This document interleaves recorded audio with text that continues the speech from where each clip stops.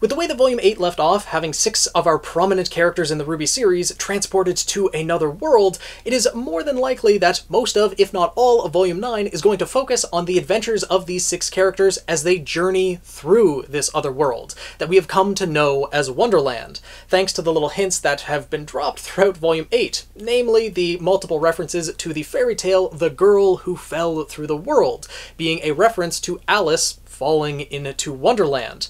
So I think that it is a safe bet that the alternate world that Team RWBY, as well as Jean and Neo, were transported to does carry some inspiration from Wonderland. And because of that, I think it might be a good idea to explore some alternate character allusions for these 6 characters that were transported to this alternate world, and how it might connect to the Alice in Wonderland story, to some extent at least. There's going to be obviously other things that happen, but I think certain interactions might take some inspiration from the Alice in Wonderland story. Now, with that being said, I am absolutely no expert on Alice in Wonderland or its sequel books, as well as the alternate adaptations that have been made into multiple different films by multiple different companies, and there is a lot to explore if you decide to delve into Wonderland, a lot of strange and interesting things, but I do have some ideas largely based on the 2010 Alice in Wonderland film, as well as the sequel that came out in 2016 through The Looking Glass, and I'm going to be largely referencing those when it comes to characters' allusions. If you guys have anything else you'd like to add from older iterations of Alice in Wonderland through The Looking Glass or other spin-offs,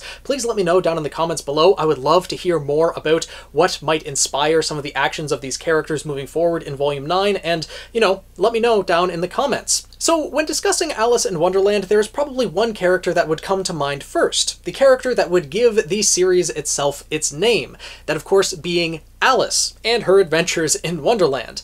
And in this case, in the RWBY series, our Alice is Yang Xiaolong. She was the first to fall into this alternate world, and thus would likely represent our Alice in this alternate telling. But the thing is, she's not our first Alice. Considering there is the fairy tale The Girl Who Fell Through the World, that is the first Alice. And Yang would then be our second. And The Girl Who Fell Through the World the first time might actually be a character that we might see in Volume 9 or in the future, because we actually know The Girl Who Fell Through the World. At least we know her name. And this is thanks to Roman Holiday. So I guess very, very tiny spoiler warning for Roman Holiday. Absolutely affects none of the plot or anything like that, but Neo is a fan of fairy tales, and one of her favorites is The Girl Who Fell Through the World, and we learn the girl's name. That is Alyx. A-L-Y-X. Now, I looked online, I couldn't really find any connections to the name Alice that's similar to Alice without just using the name Alice themselves, but still, that is the first Alice, and maybe a character that might be prominent in Volume 9 or we might meet along the way. But when it comes to Yang and her role as Alice in this story, I'm honestly not exactly sure how that's going to play out, because Alice, in the Alice in Wonderland films and their stories, she was the one who was exploring Wonderland, discovering new things, and seeing this crazy new world. In Volume 9, we're likely going to experience things through the eyes of all of these different characters, not just Alice herself. But maybe we'll see a larger focus on Yang, and there will be a point, maybe for the first half of an episode or first episode or 2 of Volume 9, where we will see Yang and her figuring things out in this alternate world before the other characters arrive. Because I don't think time will flow exactly the same in this alternate realm as it does in Remnant. And this might actually lead to a time skip later on, either in the latter half of Volume 9 or in Volume 10, but that's a topic for a different video. The reason I think that time doesn't exactly flow naturally here is because of how everyone arrived into that world and the order in which they fell from the alternate realm that was created by Ambrosius. Namely, how Neo, RWBY, and Blake fell and how they ended up in this alternate realm. Because we saw Cinder knocked Neo and RWBY off of the platform. Neo and RWBY were falling at the exact same time. Blake caught RWBY, and thus Neo would have continued falling, whereas RWBY and Blake were paused in the air before Cinder knocked them down again, allowing both of them to fall at the exact same time. So the order in which they fell would be Neo first, and then Blake and RWBY at the same time. Yet, what we saw in this little snippet that we got for Volume 9 is that Neo and RWBY, as they were falling through the void, were fighting one another. Fighting is a loose term there, as Neo was pretty much attacking RWBY and she was trying to defend herself desperately, but Blake was nowhere to be seen. She could have been just off to the side and not able to interfere with Neo and RWBY, though it seems like Neo was able to move around in that alternate realm. Still, they were interacting with each other even though they did fall at different times. There would be enough of a physical distance between them that likely they wouldn't have been able to fight like they did. And then when they eventually enter this other realm, RWBY is then by herself. So the way that time works isn't exactly going to be the same, and the way that characters arrive in this alternate world may not be in the order in which they fall. And to be frank, they may not all end up in the exact same world to begin with, as I've discussed in a previous video. So we'll see how the Alice inspiration works out for Yang, but that one doesn't necessarily have the strongest of connections. Where we do find our strongest connection, though, is in that of the Mad Hatter, or just the Hatter, as he's referred to in most of the Alice in Wonderland tellings, at least from what I've seen. And of course, the Hatter that we have is Neo. Just really because she's also wearing a hat, and also because she's quite mad as well. Not in a loony sense, but more in the fact that she's just angry. And angry at who? Well, of course, RWBY. And the reason in which why Neo is angry at RWBY is very relevant to the Alice in Wonderland storyline. And this is why I mainly think that because Yang is technically our second Alice, that the events of Volume 9, if they carry an inspiration from Alice in Wonderland, they are actually going to carry an inspiration from Alice in Wonderland's sequel, that being Through the Looking Glass. And in the movie, the 2016 movie that was released, Through the Looking Glass, it largely focused on the Hatter, and how his family was killed by the Red Queen. And who happened to kill Neo's family? Or at least, who does Neo blame for killing her family? Her family, of course, was Roman Torchwick, and RWBY is the one that she blames. I think that this is going to be the most prominent connection, if any, to the Alice in Wonderland story, and this is going to be a main focus of Volume 9. The conflict between Neo and RWBY, and how they are going to have to eventually work things out by the end of it. I don't think any of these 6 characters that were transported to the other world are going to end up dead in any way, shape, or form, but they are going to have to work some things out. Mainly on Neo's side, getting over that aggression, realizing that RWBY wasn't the one who actually killed her family. And of course, by saying this, I'm also kind of saying that RWBY alludes to the Red Queen. And, you know, a lot of people would question that, given that RWBY isn't normally the type to get unreasonably angry and start screaming off with their heads, as is normally related to the Red Queen, at least as depicted in the movies, but in the actual Alice in Wonderland story, just a little tidbit here, there is a character called the Queen of Hearts and the Red Queen. It is actually the Queen of Hearts that has the stereotypical line, off with their heads. The Red Queen is someone who also happens to be angry, but just in a different form, more calm and collected. Meanwhile, the movies themselves kind of combine these two characters together, and you know, there's a lot of stuff with Alice in Wonderland, but I do kind of think that RWBY herself is going to be inspired by the Red Queen.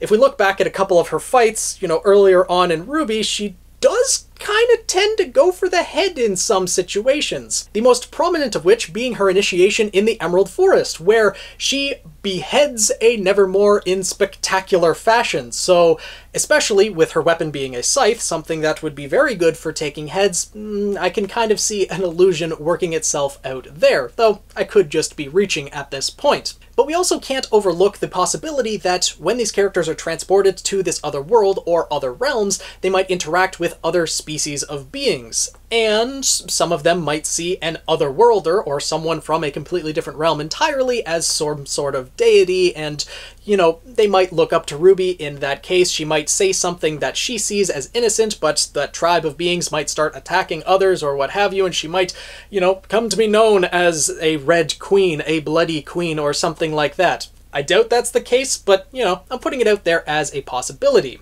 But one connection that the Red Queen does have in the Alice in Wonderland film and Through the Looking Glass is that her sister is the White Queen, and in this case that would likely be Weiss. The character illusions from this point on for the last 3 characters aren't as strong, because Weiss I could see, especially with her color being white and a lot of her character inspiration being the color white, she could allude to either the White Queen or the White Rabbit. So you know, the White Rabbit, not really the most prominent character from what I've seen, whereas the White Queen being the sister of the Red Queen and them having a conflict that they need to work out.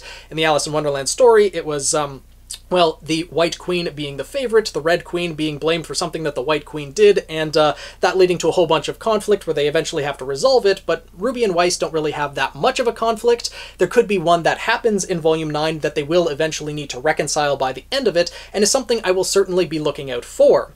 The next character, and their inspiration, is of course Blake, who, being a cat and with her semblance doing what it does, creating shadows that tend to disappear immediately after taking a hit or after a certain amount of time, she would likely be inspired by the Cheshire Cat. Now, the Cheshire Cat is a well-known character from the Alice in Wonderland story, through the Looking Glass, etc., but doesn't really play that much of a prominent character, though with its shape-shifting abilities, it does help out with the plot a fair bit, but in this case, Blake can't shapeshift, at least not at this point, and, well, we'll see how that illusion ends up playing out, especially since the Cheshire Cat is known for its smile, and Blake is, well, kinda known for not doing that. She doesn't smile very much, is known to be one of the more gloomy characters, and that could just be kind of a play on that her inspiration as a Cheshire Cat is kind of a reverse, but we'll have to see. And the last character illusion would be for Jean. He's a little bit harder to place, but I like to think that Jean, in the Alice in Wonderland story, if he does take a character inspiration or alludes to one of the characters in that story, that he would allude to the March Hare, the essentially best friend or close friend of the Mad Hatter, the one who joins him for tea time, and although the March Hare, as depicted in the Alice in Wonderland film, is quite crazy in his own right, Jean is actually quite the opposite. He's very level-headed, and I think could become a good friend to Neo and be kind of a mediator between Neo and Ruby as they work out the conflict that they have. That he might be the reason that Neo sees that Ruby didn't actually kill Roman Torchwick and would be one to help things work out. As we saw in Volume 8, he was very level-headed throughout the entire volume, probably the most level-headed out of all of the characters that we've come to know from Team Ruby and Team Juniper. He was the one who got them to agree, okay, let's just go on two different paths. He was the one who remained calm even in the face of having his close teammate, Ren, kind of lash out at him, as well as Yang struggling with her own emotions in conflict with her sister and having Oscar kidnapped. He was the one who remained calm throughout all of it, and I think this is something that is going to be prominent throughout Volume 9. Whether he alludes to the March Hare or not, I do think he's going to have some significant interaction with Neo and be a good kind of grounding place for her. Perhaps even become someone that Neo can start relying on, start trusting, and possibly even become her new family.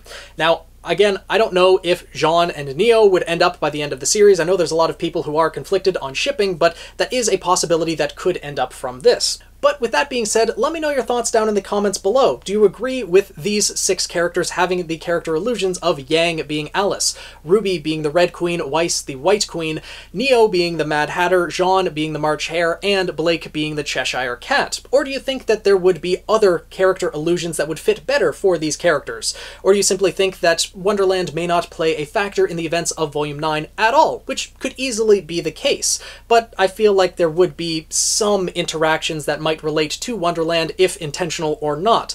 I'm really interested to know what you guys think on this, so make sure to let me know. If you guys enjoyed this video and want to see more like it, make sure to subscribe and join the Guild of the Eternal Flame. Tweet me at PhoenixKnight7, and I'll see you guys in the next video.